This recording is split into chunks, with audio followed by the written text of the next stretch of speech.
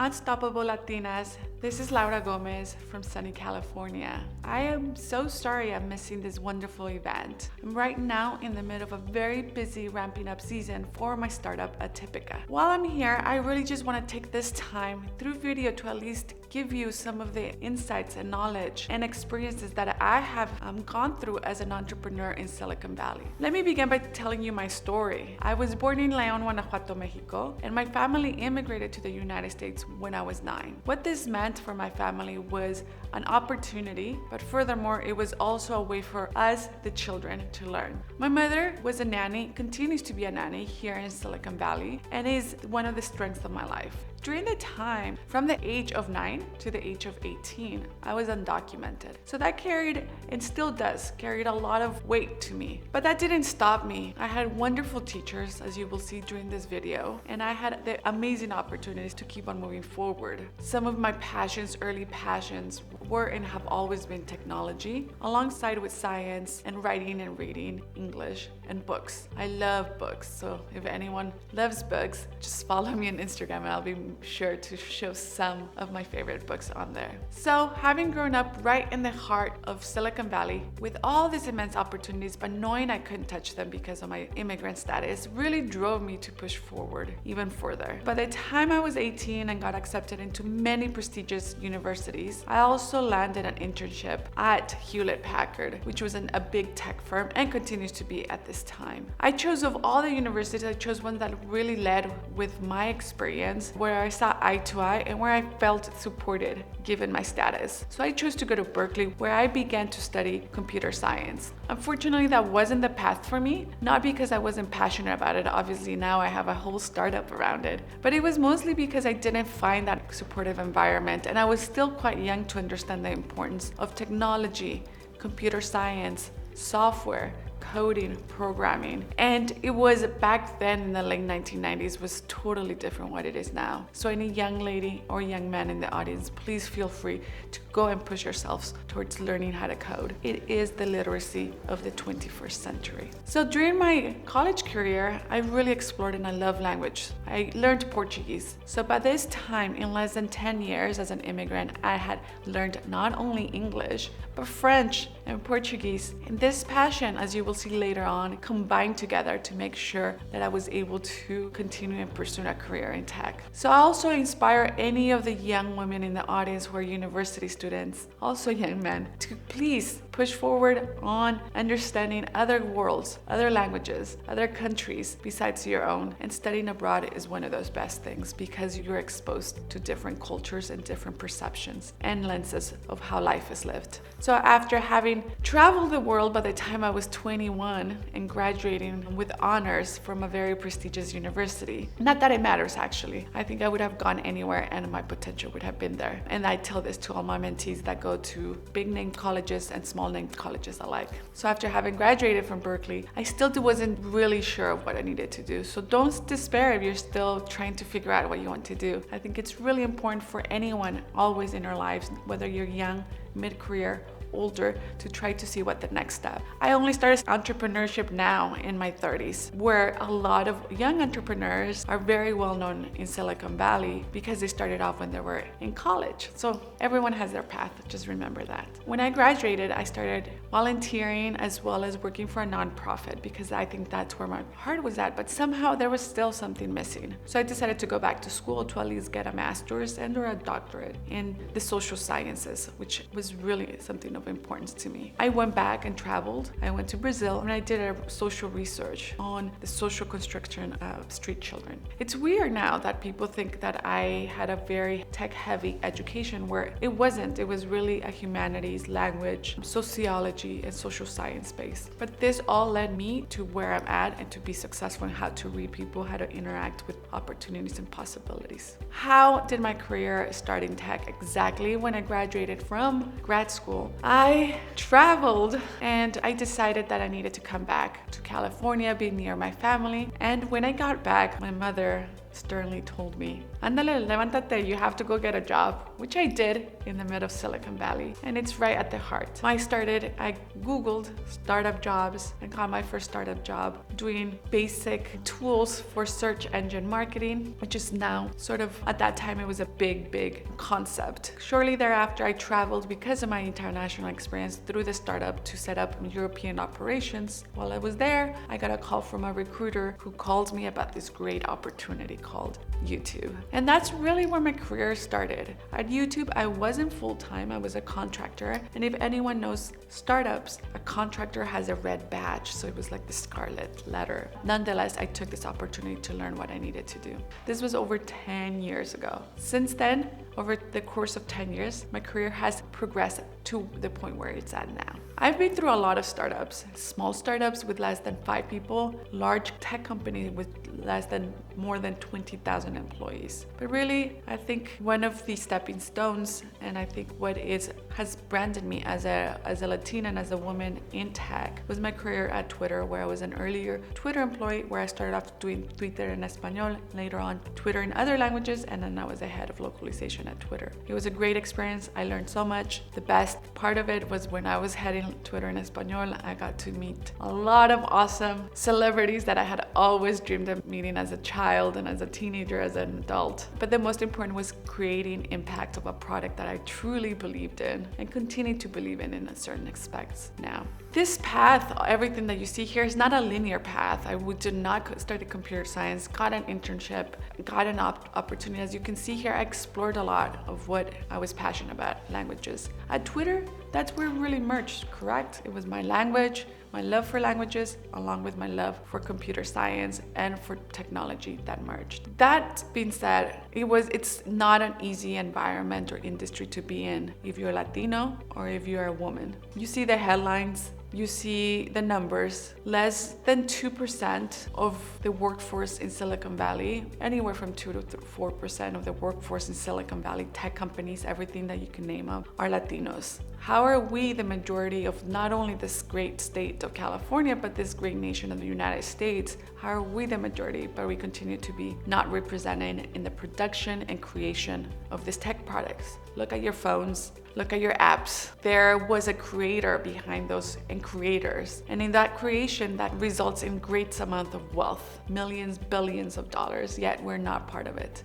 And this is one of the reasons I continue to be passionate about what I'm building. My career at Twitter came to a point where I realized that there were glass ceilings and glass doors for me. I thanked the company for all that I had learned and moved towards exploring new opportunities. I went to work for other tech companies, decided that wasn't really where my passion was at. And about 3.5 years ago, suddenly there was this surge of talking about diversity in tech, and numbers came out, numbers of employees at all these tech companies. And for some reason, people started looking at me, maybe because I was vocal about being the only Latina in a lot of my companies, maybe because I was so proud of who I was, yet I couldn't see the majority of me in the employee base, but I could see them in the base of the cooks or the cleaning ladies. So I was invited to be on a panel moderator by the editor-in-chief of USA Today, who came from the East Coast, at Stanford Law, talking about the intersection of technology and diversity.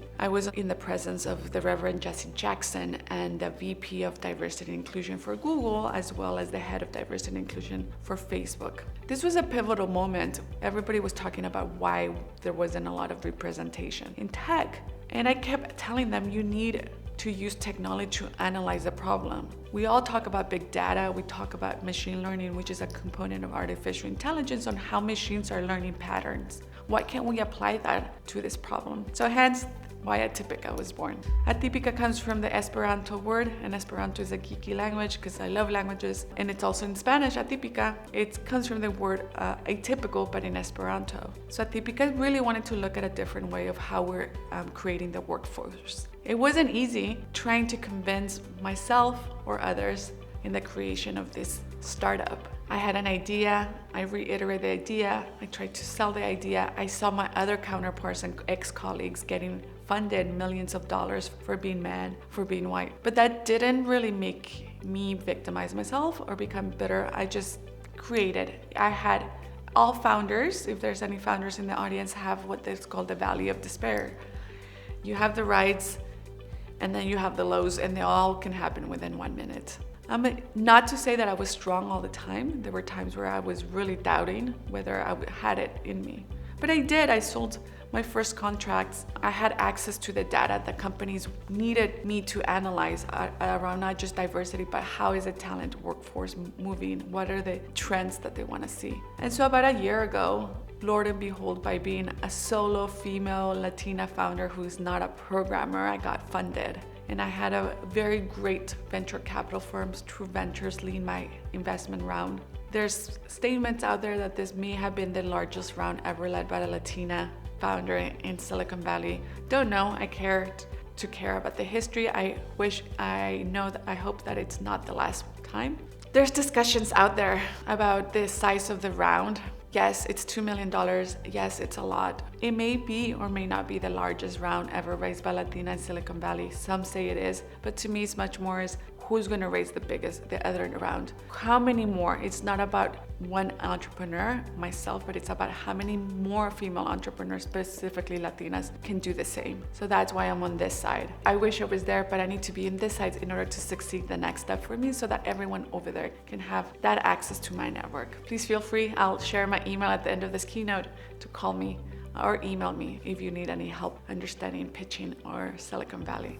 So Atypica really is designed on understanding and unlocking the world's talent data. When you unlock data and talent, you'll see that it's not just based on human behavior. So when you unlock the data of looking at a resume, the data of how interviews went at a wider scale, at an industry scale, you don't really need, although the humans will always be there, you don't need to really think, why didn't I make this decision? But we're sharing that data is going to empower underrepresented groups to move through the pipeline and move through funnels and processes in a simpler way, to be retained in companies, to be compensated and move a mobility where they can reach their goals of becoming managers, directors, vice presidents, and one day entrepreneurs. So in that process, I have also been part of a nonprofit called Project Include. So it's at www.projectinclude.org. This initiative started off by a very prominent woman in Silicon Valley. This project was led by a great and strong woman, Ellen Pao, and gathered many amazing strong women. Through this initiative, we really wanted to show that we were not only passionate on discussing the problems, but we wanted solutions. So we created a framework and we created a way for all startups to have guidance on how to create a diverse and inclusive workplace. Project Include is great. Anyone looking for a program manager, let me know as well. We're looking for a program manager, obviously in California, but relocation is always an option for anyone that wants to pursue this path. It is a nonprofit, however, it does have access to a lot of great opportunities. Let me leave you with this. It's not easy being a founder. It is, most people always talk about it's the loneliest job, and they have co-founders. It is the loneliest job. It's also the most rewarding. I feel forever grateful for having this opportunity. I am missing out on being there in person, but I have to be here in order to have a very important business event, as well as meeting and preparing for the next round of financing, which means to keep my company alive, to keep the revenue coming, and to scale to a larger outside of the region. I needed to be here. Let me read you a chapter from one of my favorite books on entrepreneurship. So anyone out there who's an entrepreneur could be anyone who's creating their own business, whether it's a small business, whether it's a tech business, whether it's a media business, you're an entrepreneur. Why? Because you're building something out of nothing, and you're building a service, a product, a company that you believe in. So about the struggle, this comes from the book, The Hard Things About Hard Things. The struggle is when you wonder why you started the company in the first place. It happens to all of us. The struggle is when people ask you, why don't you quit? And you don't know the answer. It has happened to me. The struggle is when your employees think you're lying and you think they might be right. The struggle is when you don't believe you should be the CEO of your own company. The struggle is when you know that you're in over your head and you know that you cannot be replaced.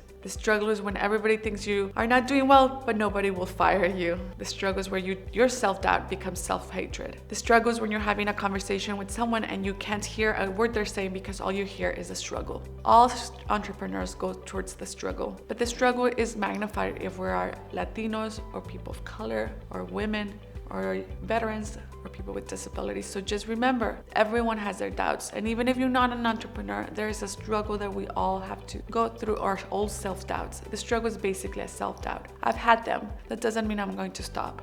And that doesn't mean I'm going to victimize myself. There is another, one of my favorite sayings that I have on my Twitter, as well as the things that I have, that I look at, is that the secret of change is to focus all of your energy on not fighting the old, but on building the new. Given everything that's going on in this world, especially in this country, we might feel hopeless or helpless on what we can do. At Atypica, I am building a new way of looking at workforce and talent data, not just at an industry level at tech, but hopefully at many other industries. Another thing that I like to do besides reading is cooking. I love cooking. Hopefully one day I'll be giving inspirational speeches around food. But in the meanwhile, I also like to hike and I like to meditate. And one of the things that I like to do is read books on meditation. And this quote really calls out to me, especially as I said, given everything that's happening in the world and the state of affairs right now. You have the power over your mind, not outside events, and realize this and you will find strength. This also goes back to professional, whether you're starting off your career, whether you're rebranding your career, or whether you're starting a new business. You have the power over your mind, not those outside events. Who gives you money as far as investment? Do you talk to a venture capitalist? Are they saying no?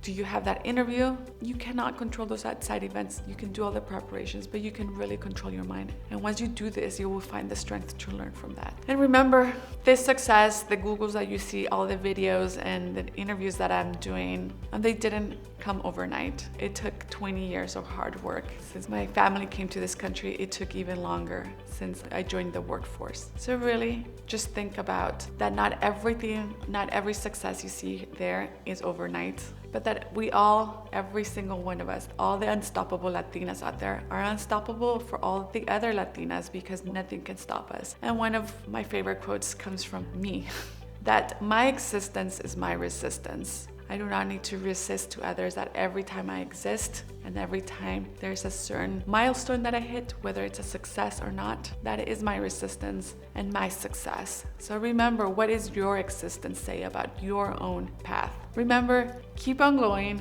Have a wonderful day here at this amazing event.